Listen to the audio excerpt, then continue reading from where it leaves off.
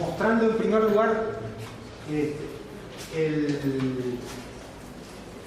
esta tabla que intenta resumir la evolución de la contribución uruguaya a las misiones de paz desde el 52 hasta agosto del 2014. Aclaro de que no tomo como misión de paz, porque estrictamente no lo es, la famosa misión de la guerra del Chaco, la cuestión tiene otras características que no son estrictamente la de una misión de paz de Naciones Unidas, es otra historia, y por lo tanto empiezo en el 52 con Cachemira. Los datos que aparecen en las 4 primeras filas, que como ustedes ven son periodos más o menos largos, son promedios anuales. Como ven, hay una primera etapa que yo caracterizo como testimonial, es decir, Uruguay aporta unos pocos observadores de una forma relativamente testimonial al esfuerzo de Naciones Unidas durante esos años. Entre el 92 y el 96 hay una primera etapa de participación con grandes contingentes que corresponde a Camboya y las misiones en África, que yo caracterizo como una etapa experimental, es decir, es la primera experiencia que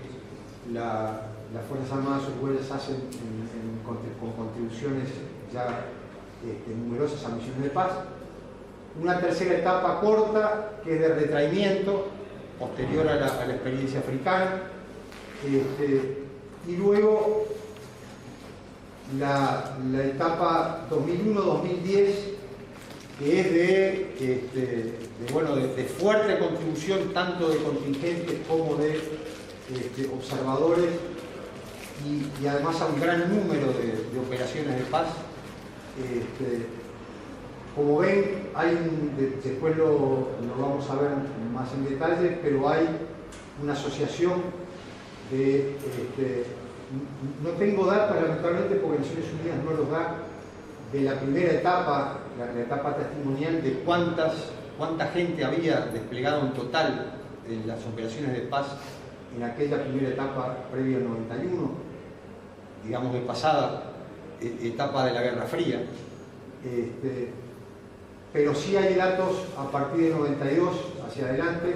y como ustedes ven, hay una cierta asociación entre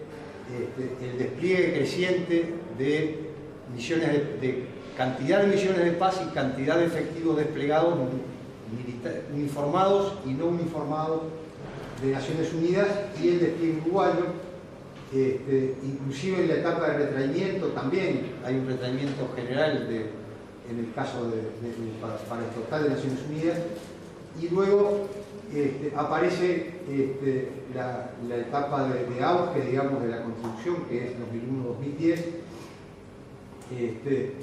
y luego está especificado año a año, los últimos años, donde se produce un claro descenso en la cantidad de tropas que Uruguay aporta, y también en el número de observadores y en el número de misiones en las que el Uruguay participa, sea con observadores o sea con contingentes organizados. Hay algunas continuidades interesantes en el tipo de contribución uruguaya. Es una contribución con personal uniformado, principalmente militares. Esto que parece obvio desde una mirada uruguaya no es tan obvio si se observa qué ha pasado con las misiones de paz en la posguerra fría, donde las tareas civiles involucradas en las misiones de paz han ido creciendo, y también el personal civil que demanda Naciones Unidas y que emplea Naciones Unidas en las misiones de paz también ha aumentado, lo cual no se ha reflejado en la contribución uruguaya. Hay, como les decía hoy, una asociación tendencial, digamos, entre la demanda de Naciones Unidas y la respuesta en contribución de parte de Uruguay. Y hay otro elemento interesante, y es que, aunque en términos generales se puede decir que la política de contribución a misiones de paz expresa un principio importante de la política exterior uruguaya, digamos, de compromiso con Naciones Unidas, con la solución pacífica de los conflictos, etcétera, etcétera. Sin embargo, no responde a intereses más específicos del país en los lugares donde Uruguay envía contingentes, y tampoco hay un acompañamiento claro de la Cancillería al despliegue de grandes contingentes, que se expresa, bueno, en el hecho de que en ninguno de los países donde Uruguay ha tenido contingentes importantes desplegados ha habido una presencia de la Cancillería o un embajador o algo parecido a un embajador que de alguna manera esté participando en las definiciones, que es lo que sucede en las grandes misiones de paz, de que los representantes políticos de los países, los diplomáticos, de alguna manera inciden en el desarrollo de la misión. Y bueno, en el caso uruguayo esto no ha sucedido, por eso digo que no es acompañado por la Cancillería de manera activa. Bueno, las cinco etapas de la contribución, esto lo vamos a pasar muy rápidamente porque ya lo señalaba cuando mostraba el cuadro.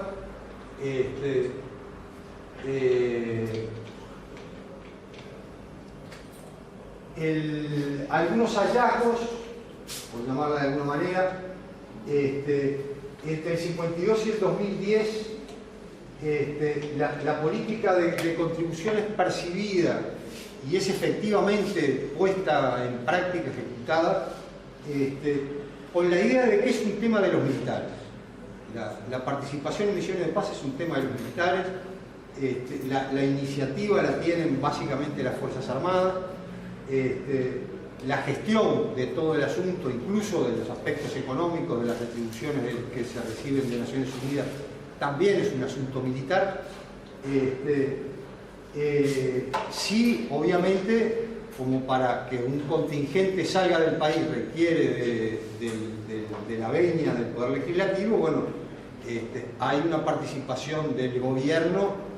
que bueno, que el Ministerio de Defensa envía el mensaje al Parlamento, el Parlamento lo aprueba con más o menos discusión, pero hay un aval, si se quiere, de los organismos de gobierno que tienen que ver con el asunto. Y esto es el segundo punto, es un tema bastante complejo respecto de que no voy a tener la posibilidad de explayarme demasiado, pero simplemente mencionar las Fuerzas Armadas, que ya digo, tienen la iniciativa principal en el desarrollo de la tarea, y también en su gestión. Una vez terminada la Guerra Fría, desaparecido el enemigo comunista, recuperada la democracia, bueno, se enfrentan a un problema. Durante muchos años habían estado dedicadas a el elemento, digamos, ordenador de su actividad había sido el enemigo comunista, ¿verdad? Fuera el enemigo comunista en una primera etapa que quizás pudiera llegar a invadir el hemisferio o algún país del hemisferio y había que ir a socorrer al país invadido, o luego como enemigo interno, en una segunda etapa que termina con la dictadura. Entonces las misiones de paz cumplen para las Fuerzas Armadas varios papeles en ese tránsito hacia la democracia, una vez recuperada la democracia, que es en buena medida una misión, es una misión legitimadora para las Fuerzas Armadas, profesionalmente pertinente, ¿verdad? que además, ustedes me avisan cuando pase. Bueno,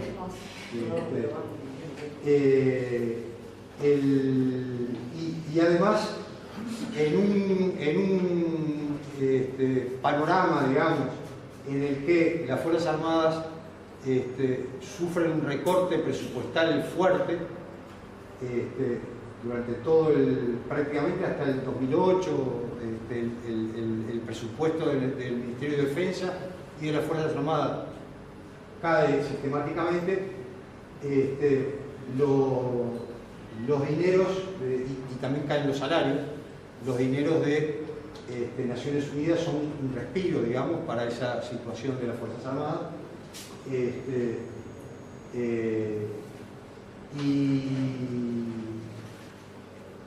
Y por otro lado, mirado desde el gobierno, son misiones que alejan a las Fuerzas Armadas de lo interno, son afuera. También son misiones que las Fuerzas Armadas cumplen de buen grado, y en una visión un poco maquiavélica, si se quiere, le resuelven el problema al gobierno de estar reduciendo el presupuesto militar, mejor dicho, restringiendo el presupuesto de una institución que todavía tiene mucho poder a la salida de la dictadura, ¿verdad? Y por lo tanto amortigua las tensiones que el recorte presupuestal podía naturalmente generar entre los gobiernos y los militares. Todo esto dicho muy rápidamente, en todo caso después me hacen alguna pregunta y podemos profundizar un poco. Del 2010 al 2014, para hablar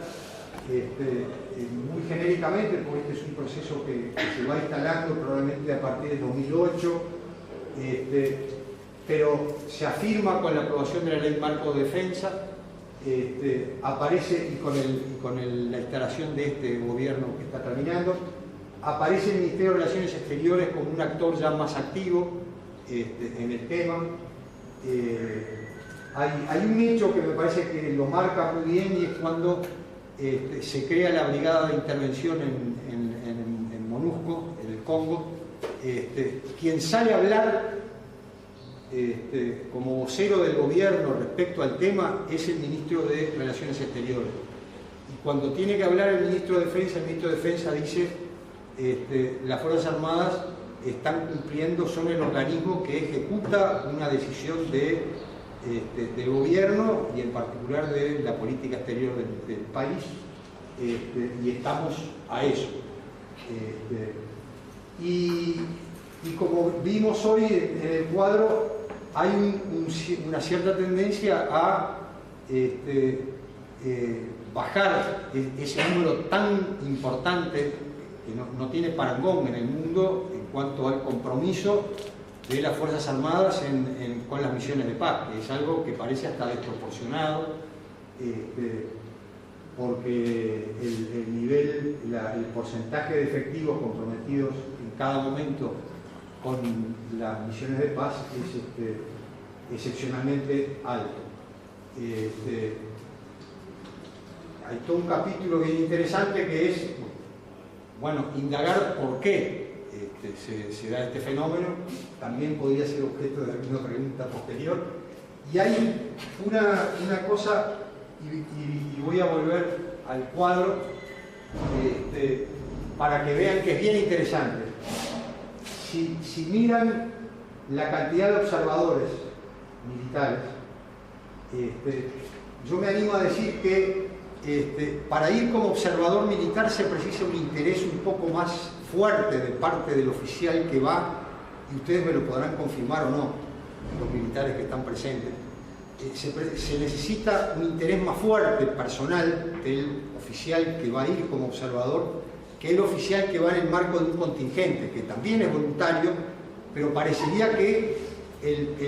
las gestiones que tiene que hacer y el nivel de interés fuera no tan grande como el que va de observador. Y si ustedes ven cómo evoluciona el número de observadores, ven que la cantidad de observadores como que preanuncia de alguna manera cómo se va a comportar el país en el futuro, en cuanto al nivel de contribución de personal uniformado y militar en particular en las misiones de paz. Fíjense que actualmente estamos en 16 observadores cuando llegamos a tener un promedio de 63 observadores. Y aquí parecería, yo digo que la iniciativa principal ha sido de las Fuerzas Armadas. Tenemos un elemento que vale la pena mirar con interés para dilucidar en qué medida esto puede servir como un indicador confirmatorio de que del rol de las Fuerzas Armadas y del interés profesional e institucional de las Fuerzas Armadas en este tipo de misiones, y también como un predictor, ¿no? El número de observadores como un predictor de lo que va a ser en lo sucesivo, posteriormente,